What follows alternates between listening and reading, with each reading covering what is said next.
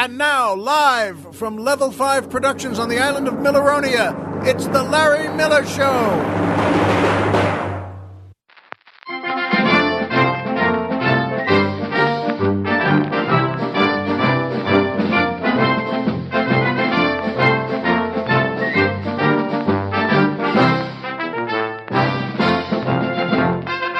Good evening, Mr. and Mrs. America, and everyone who wants to hear the biggest laugh of my life.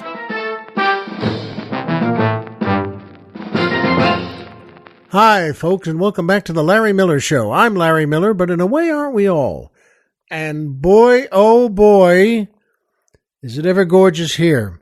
Colonel Jeff came over. We're on the mainland, and he came over to stately Miller Manor, and we are recording our show right now. I'm awfully happy about it. So is he. This is one of the things that's actually the theme of the show tonight. What gives you pleasure? And the kind of pleasure you're going to remember if you just notice it, if you just step back and look at something and say, how do you like that? This makes me really happy.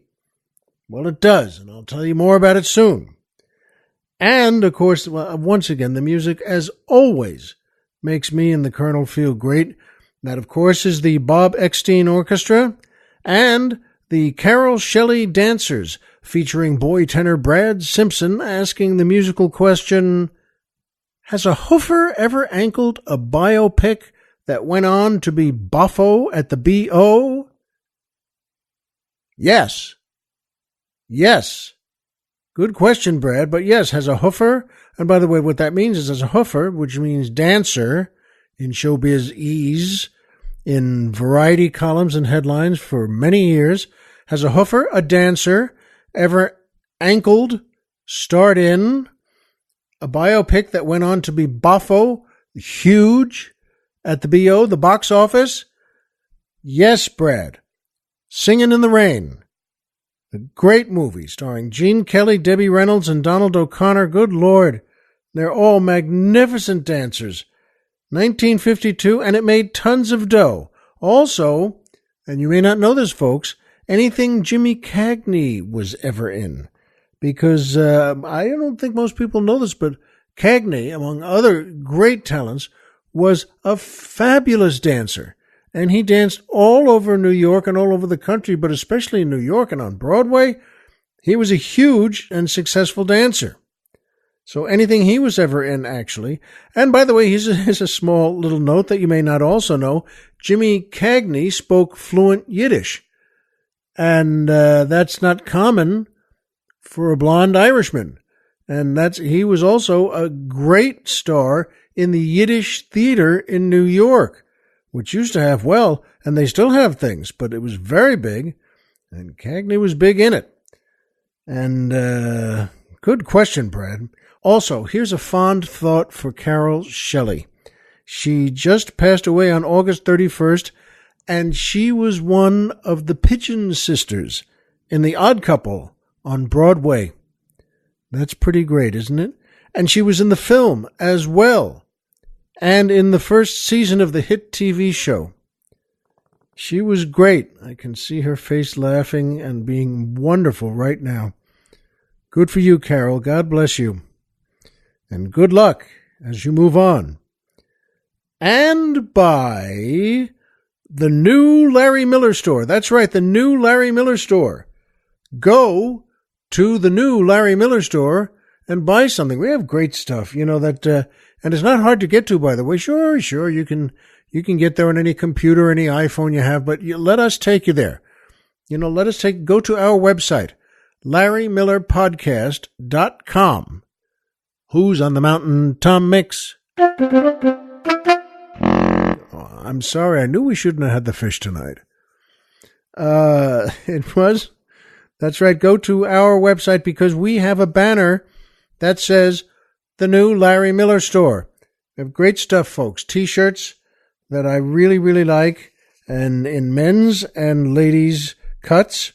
And so go on the store link on our website. The T-shirts say, one says LMDS, the Larry Miller Drinking Society.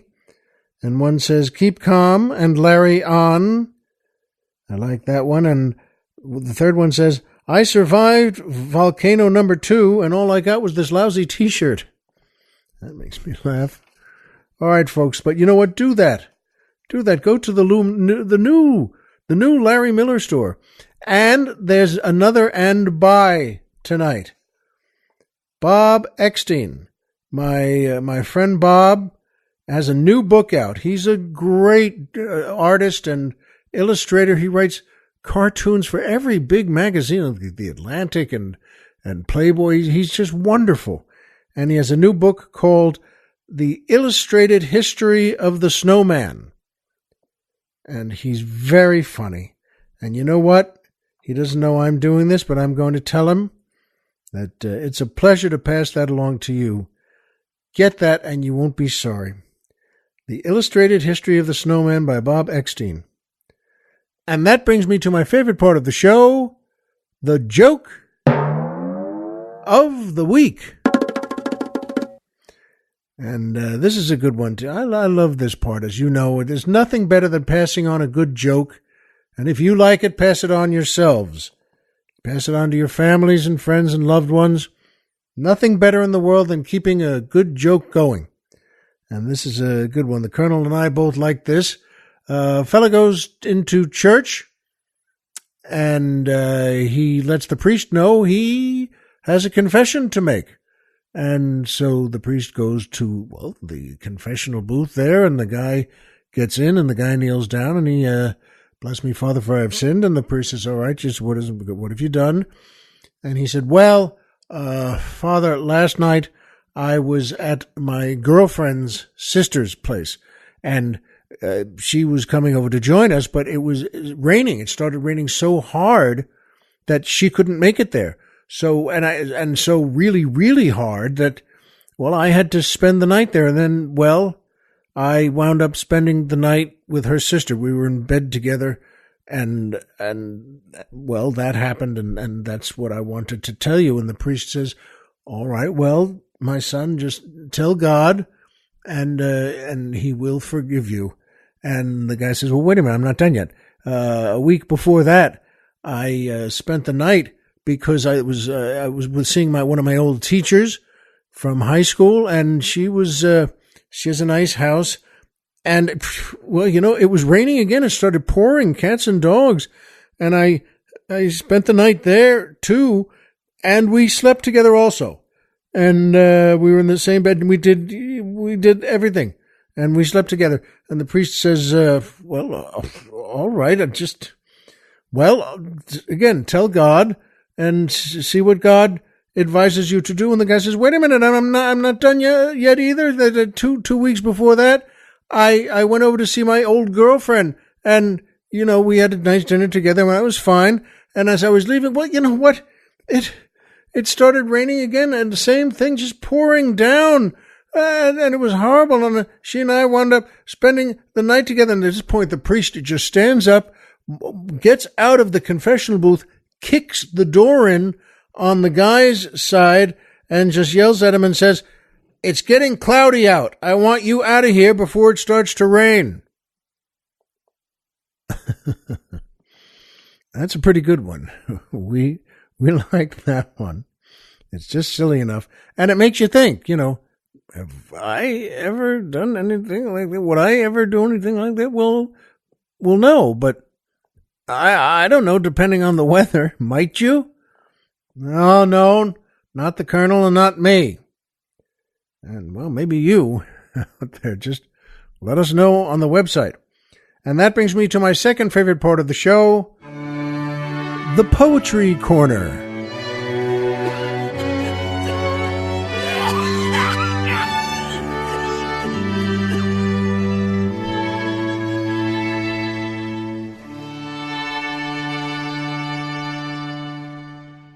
It's beautiful music. And hey, maybe that guy with the cough got it from a rainstorm, come to think of it. And you know what? He should have stayed at his third cousin's house there. She had an extra room. This is from a great poet, Elizabeth Bishop. She was an American poet and a short story writer, lived from 1911 to 1979, and was the Poet Laureate of the United States from 1949 to 1950. That's a great thing to do. And she won the Pulitzer Prize in 1956. This is one of hers called I Am in Need of Music. I am in need of music that would flow over my fretful, feeling fingertips, over my bitter-tainted, trembling lips, with melody deep, clear, and liquid slow. Oh, for the healing, swaying, old and low, of some song sung to rest the tired dead, a song to fall like water on my head, and over quivering limbs dream flushed to glow. There is a magic made by melody, a spell of rest and quiet breath, and cool heart that sinks through fading colors deep to the subaqueous stillness of the sea, and floats forever in a moon-green pool, held in the arms of rhythm and of sleep. Good work, Elizabeth. It means a lot. There is nothing quite like a great poem, folks. And that brings me to my third favorite part of the show, the magic movie moment.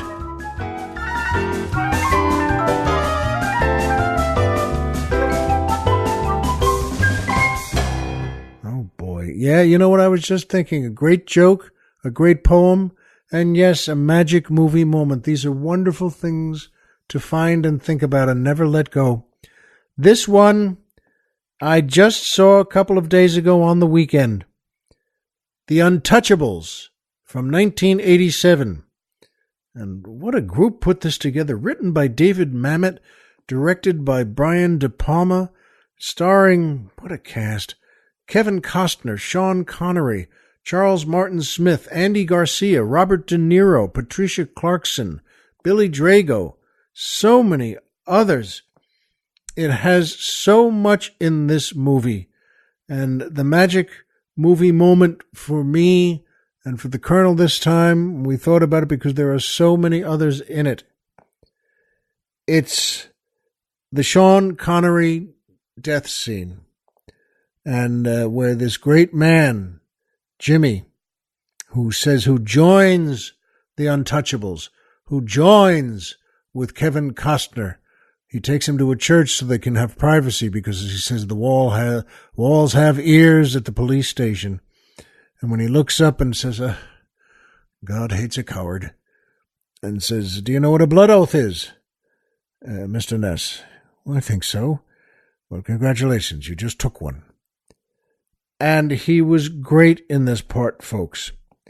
In fact, he won an Academy Award for it.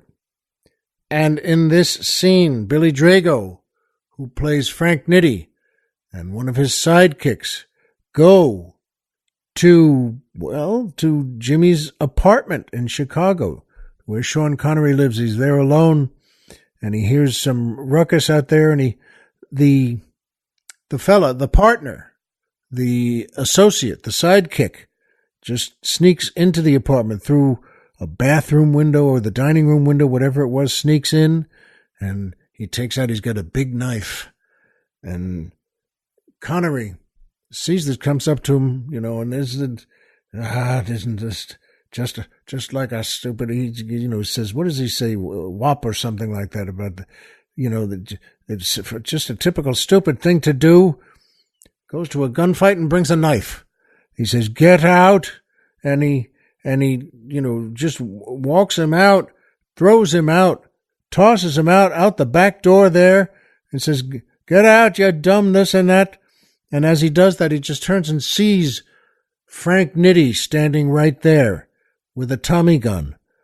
And Nitti just mows him down. How many bullets hit him? 10, 20, 30. He tears him to pieces with that Tommy gun. And Connery falls, can't walk. He's still half outdoors. And drags himself just with his arms, his body shot to pieces, and he drags himself in. And sure enough, in a second, to us as the audience, here come Kevin Costner and Andy Garcia to save him in there, and just to sit where Kevin Costner finds him, sees the blood in the hallway, and follows it, and he's got his gun out, and then sees, of course, his highly respected partner, and the man he just loves so much has done so much for them, for the Untouchables and their mission, and he sees him on the floor, just with so much blood all around him, and that great scene, and he said it can't, and they turn him over, and Connery, with his dying breaths, just points at something, and Costner says, "What? This?" And he sees, and we see, the key to the police phone that Connery always held, the St. Jude key, and he says, "You want this?" And he puts it in Connery's hand, and Connery, no, he throws it away. He doesn't even say no, just throws it away. Points again, and there's a what? This? The schedule? There's a train schedule there, and he said, "What? He's coming in on this train? What? He's going to go out on this train?" Connery, just nods, and then says, with his last breath, looks up at Costner and half takes himself off the floor just 2 or 3 inches, and just says that, "What are you prepared to do?" And that's his last line in his life, and falls back and dies. And it's a wonderful scene in a wonderful movie. And one of the great things of that movie, by the way, is that it looks like Chicago, well, in 1927 or 28. Now, how would I know that? I don't know what Chicago looks like, but the great Brian De Palma, who directed this, made it look so. It looked just like that. And in the beginning, in the end, in the middle, it looks like Chicago in the 20s, at that horrible time when there was so much death and so much violence and so much struggling for really bad people. And you know what? I hope that means something to you. See it again. It's another one of those. If you haven't seen The Untouchables in a while, see it again. What the writers, directors, and stars. Oh, what a good movie. And if it's your first time, see it. You won't be sorry. And that reminded me, this was just recent. This was just a few days ago. And I thought to myself again, it makes me happy to see that movie. And I remembered, because you see, I had to go to a store on the boulevard called Clockwatch. I call it Clockwatch because that's what it says. And I needed a battery, or as I like calling it, my battery for my watch. I have 2 watches, and this is one my wife got me 6 or 7 years ago, and the battery went out. So I always go to this fella. Folks, it's the kind of place that, even though it's on the boulevard, in a very busy part of town with cars and people all over the place, you walk in and it feels like the calmest, quietest place in the world. It's not a big place.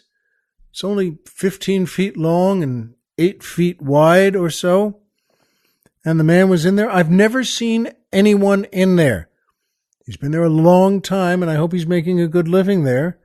But I'm telling you, I've never seen anyone in that place. And he's the nicest man. He's from some kind of southern, eastern European area.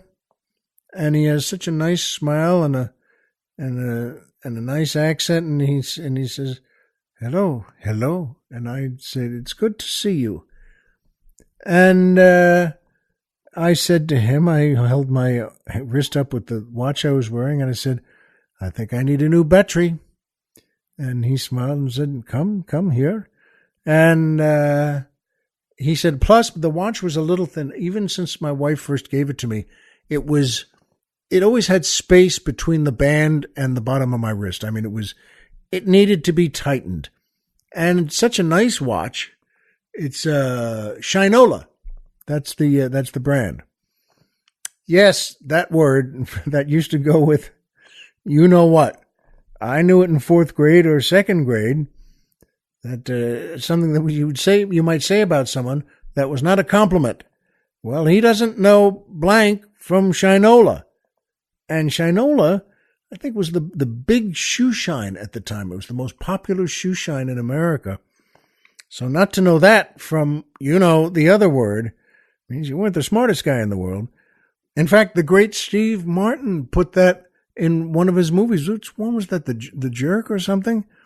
Where, as in one of the scenes, the father says to his young son as he's going to send him off into the world, he takes him outside and points to a pile of dog's mess on the ground and says, see that? And then he holds up a can of Shinola shoe polish and says, this is Shinola.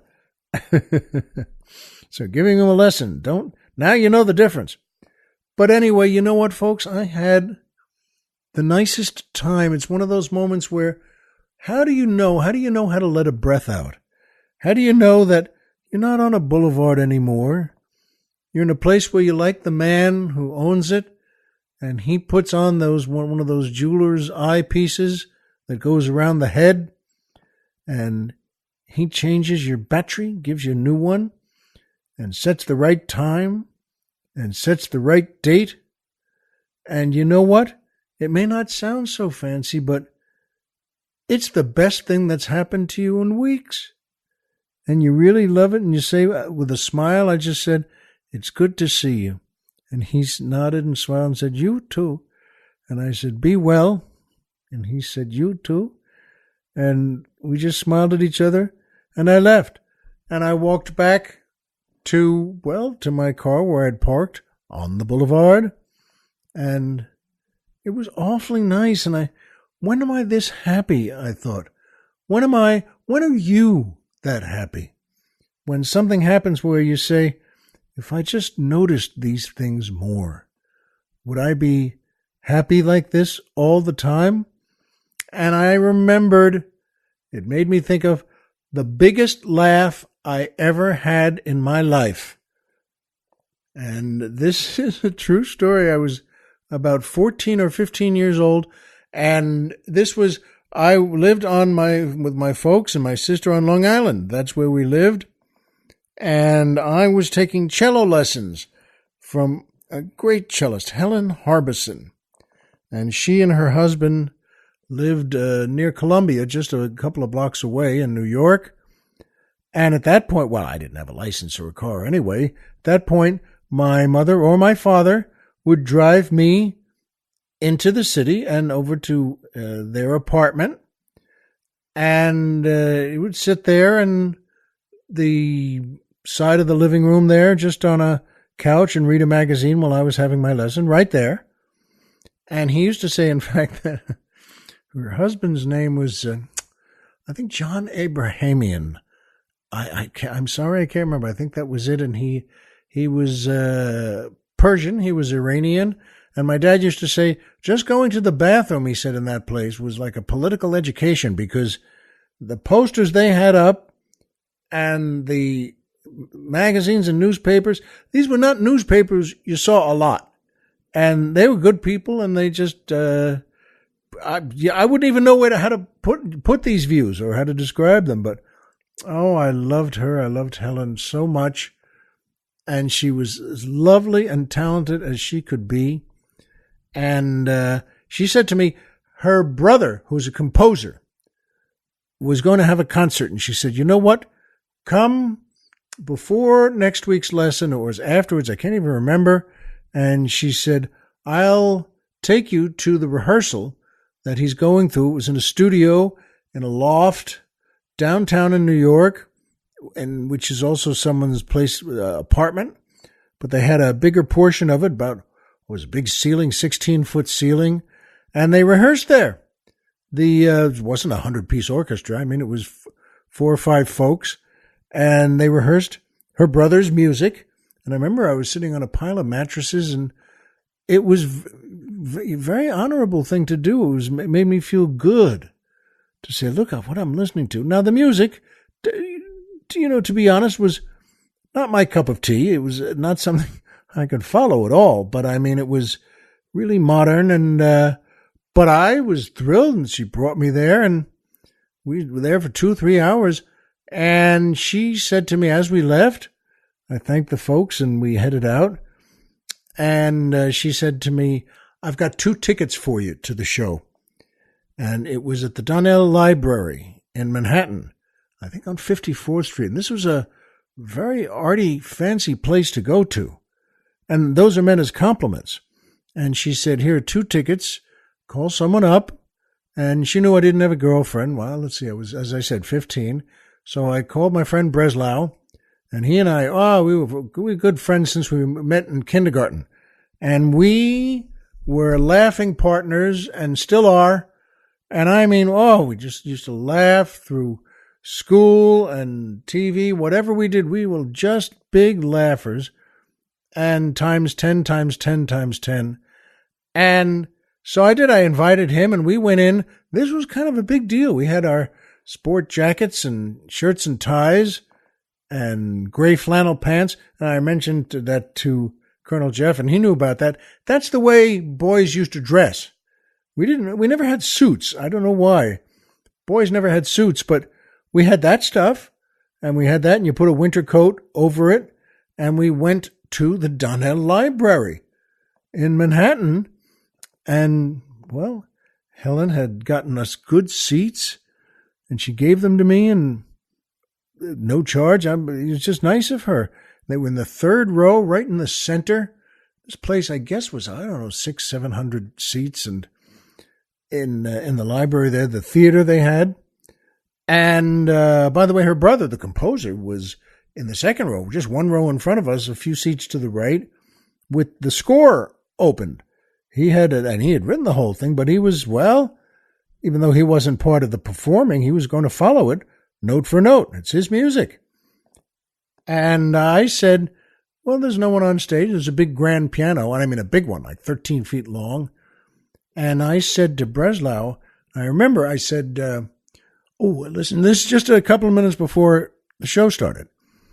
And I said to him, listen, I just want to let you know, I went to one of the rehearsals here, and it's very modern, and it's a little wild, and it may not be something your ears or mine really quite get. Maybe it may not be our cup of tea, but I just want to let you know so that we can show respect and really be part of a big sophisticated night he's having here for his stuff. And never forget Breslau. So, you're in the theater seats, and you're only about 6 inches away with your faces and kind of whispering. So he nods and says, yeah, got it. And the second he said that, about 2 seconds passed, and I just turned quickly away and thought, oh, no. And I knew, this may not go well. And he did the same thing. We're good guys, but we just thought, oh, no. And he turned the other way, and he turned to his right, and I turned to my left, and just thought, uh-oh. And sure enough, the first piece was on, and the piano player walked out from stage left, and he had white tie and tails on, and a little bit of a stomach there, a little bit of a paunch, and it was mostly his posture. He was short, on the short side. He was about 5'5", and he had the shoes that kind of flapped, as he wore them. They were fancy shoes, but they flapped. His feet were bigger than he was, and he walked out. The glasses kept slipping, but he had glasses on, and he walked out and bowed to the audience, and they applauded him, and then he walked over to the piano to sit down. And he spun the seat to lower it a little. And I'm just saying these things because everything that happened just caused me and Breslau to kind of, no, it was all staged to be funny. And we're just sitting there with our lips tight and our hands pressed into the armrests of the seats we were in. So the piano player does that, spins the seat, stops it with one finger, which is kind of funny too, but we didn't laugh. And then he sits down, and now from stage left again comes the singer, the soloist for this first piece. And I'll never forget, if this guy was 5'4", she was 6'4". And she walked out, and she was a lovely woman in a red gown and buxom, and had a string of pearls and some kind of high heel shoes, and her hair was all done up like a foot over her head, and a silk handkerchief. I still don't know why that became a big thing for sopranos. You walk out and it's between the index finger and the thumb on her right hand. Why? I'm not exactly sure, but okay, whatever you want. So now, again, in Breslau, just, no. And here we go for the first piece. The piano player raises his hands above his head, by the way, and brings them down fast and hard onto the lower end of the piano and just hits it. It was like the sound was like, and I mean, he could have used both his forearms just to make that sound. Must have been 30 notes in it. And this woman just takes a big breath, turns to the audience and goes, and it with vibration, but it went up. He and I collapsed. It had no mercy. And when I say collapsed, I'm not exaggerating. I mean, we started laughing so much and trying to stop it. We didn't want to laugh. And we're holding again the arms of the chairs and making sounds, laughing and trying to breathe. And we couldn't do both, and we just kept laughing and just laughing and laughing. And then whenever a small break came in one of the phrases, if that's the right word to use, and she came in the phrases, and then he'd hit another chord, and she'd go, and and we'd collapse again. We never stopped laughing. And now, by the way, the composer, remember, is one row in front of us, just a few seats to the right, and holding the open score. Now he's turning around, just staring daggers at us, which he should do. It's not what he wants at his concert. And he stares at us and gives you that, boy, those two eyes. You don't want to see those two eyes. He wasn't happy.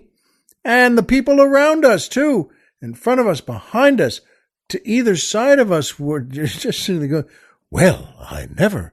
And and now on the third, we haven't stopped laughing. Same piece, by the way. The same piece, the first piece. And now we not only haven't stopped, but she again and he again, and she's singing and he's playing, and God bless them both. I don't know what they were singing and playing, but on the third one, Breslau and I both just slid like liquid mercury down the seats onto the floor. We just were laughing that hard. And by the way, as you know, even in fancy theater seats like this, there's not a lot of room in front of you or anywhere. And we slid down and just howling, laughing. And now just on the floor there, and there's no room. And he had his fingernails into my arms, and I had my fingernails into his arms. And there was no speaking. We haven't spoken since I said to him, by the way, this may be crazy.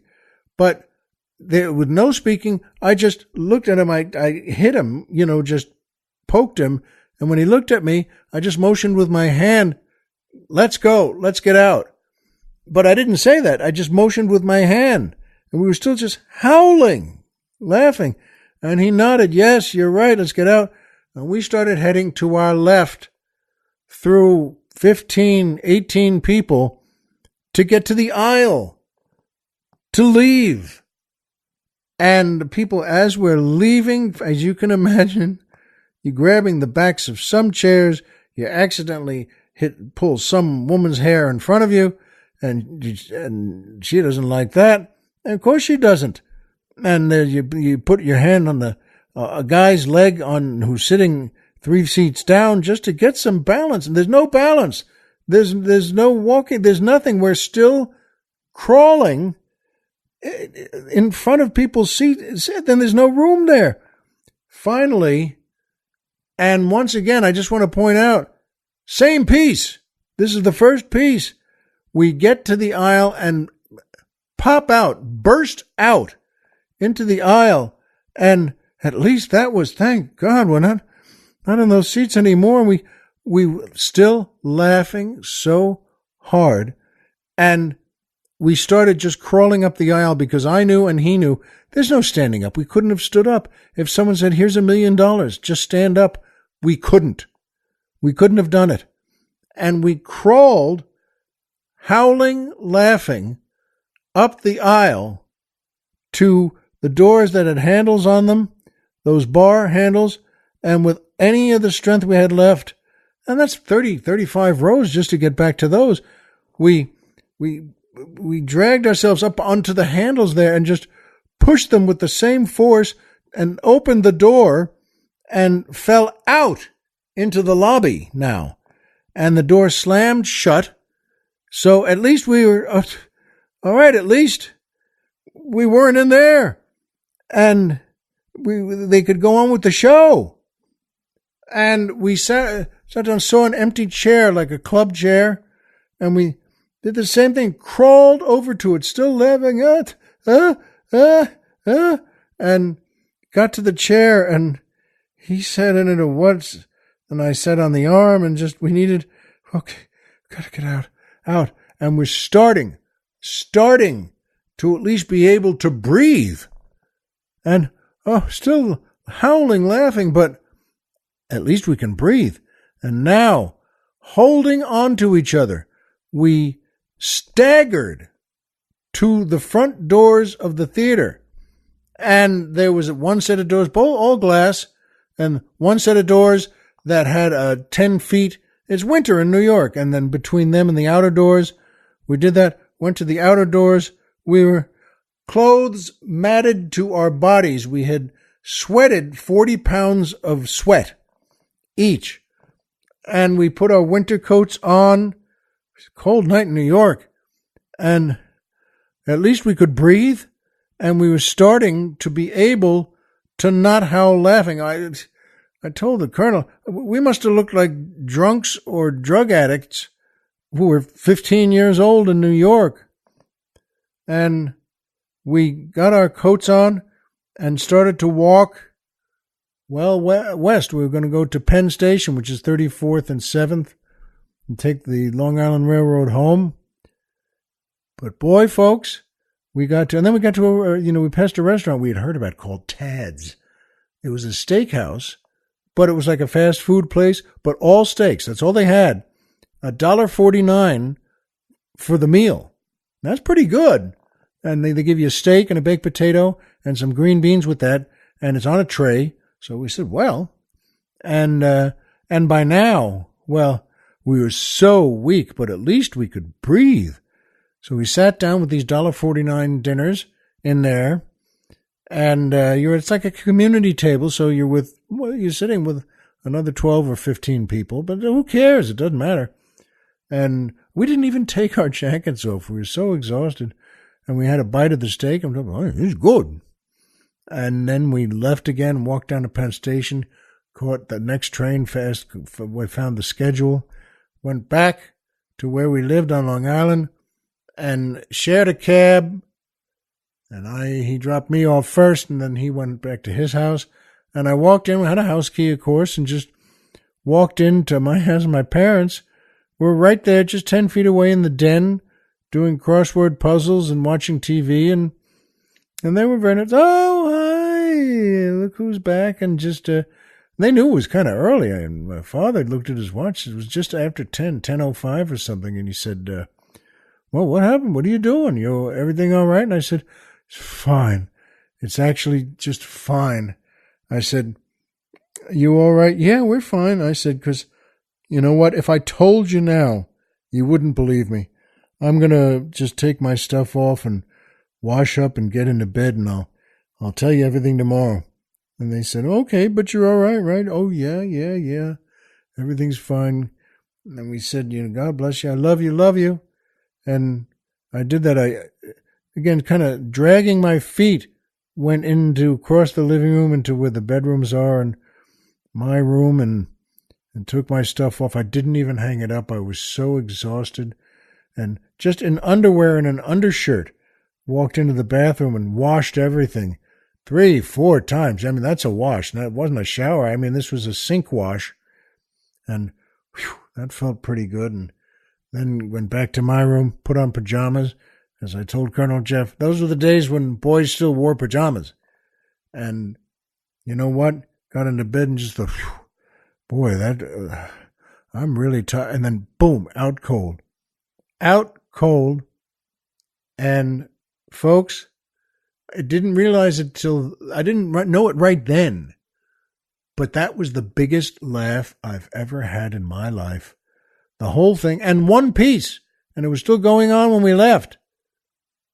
And the whole thing from the time she sung that first note to the time we burst into the lobby, that was a good 25, 26-minute laugh. And not a fun laugh. It's almost, as I meant what I said, couldn't breathe. So you know what, folks? I wouldn't change that for the world. I wouldn't change the nice store with the nice man, clock watch. But I wouldn't change this at all. And I know that. And you and I know the same things.